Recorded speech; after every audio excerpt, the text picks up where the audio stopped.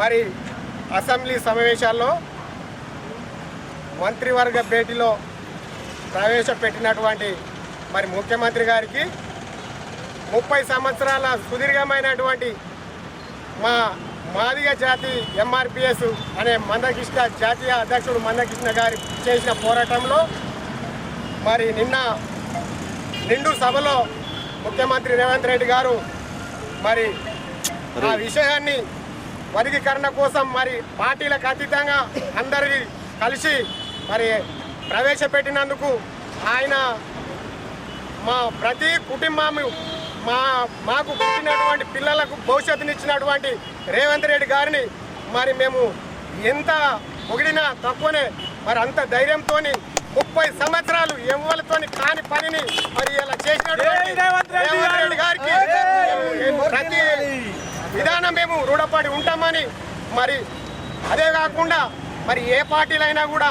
ఇలా బీజేపీ కావచ్చు బీఆర్ఎస్ కావచ్చు ఎస్సీ వర్గీకరణకు మేము వ్యతిరేకం కాదు అని చెప్పడం చాలా మాకు గర్వకారణం. మరి మందకృష్ణన్న గారికి ప్రత్యేకంగా మా 33 జిల్లాల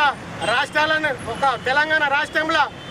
గజ్జగట్టి కాళ్ళకు మరి కదలనీయకుండా దాన్ని చేసేదాకైతేనే సచ్చుడో అచ్చుడో అని పట్టుబట్టి మరి వారి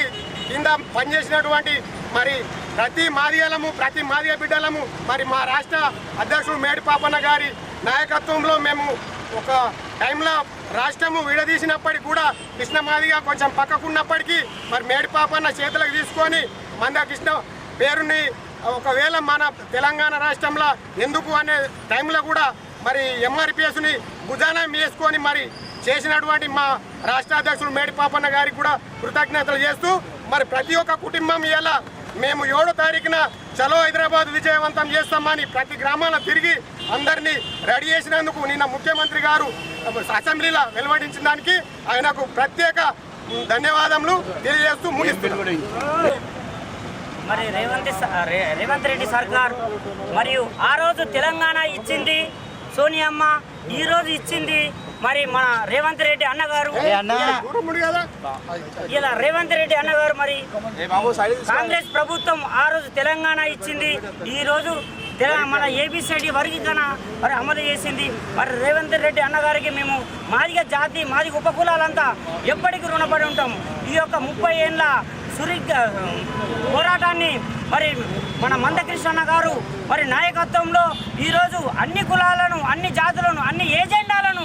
ఏకం చేసి ఏకతాటికి తెచ్చిన మందకృష్ణ గారికి మీకు మా మాదిగల పట్ల కృతజ్ఞత ఎప్పుడు ఉంటుందన్న. మరియు మాతో పాటు మా పాపన్నను కూడా మరి అన్ని సంఘాలు విడదీసినా కానీ అందరు విడదీసిన ఎన్నో శక్తులు విడదీసినా కానీ అన్ని సంఘాలను ఏకం చేసి ఇలా ఏకతాటికి తెచ్చిన మందకృష్ణకు ఎప్పటికీ మేము రుణపడ ఉంటామన్నా. ఈ యొక్క ఏబిసిడి వర్గీకరణ చేయడం వల్ల మాది ఉపకులాలకు అందరికీ సరైన న్యాయమని మరి రేవంత్ రెడ్డి గారు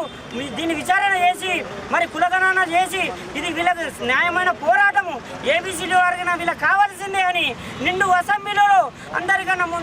ముందు మాట్లాడి ఇలా ఆమోదం పలికి అన్ని పార్టీలతో ఒప్పందం చేసి ఇలా అన్ని పార్టీలు మాకు మాదిగలకు నిజమైన పోరాటం అని ఇలా మాదిగల పట్ల కృతజ్ఞత చేసి అన్ని పార్టీలకు ఇలా బీజేపీ కానీ టీఆర్ఎస్ కానీ ఎంఐఎం కానీ సిపిఎం కానీ ఇవన్నీ పార్టీలు కూడా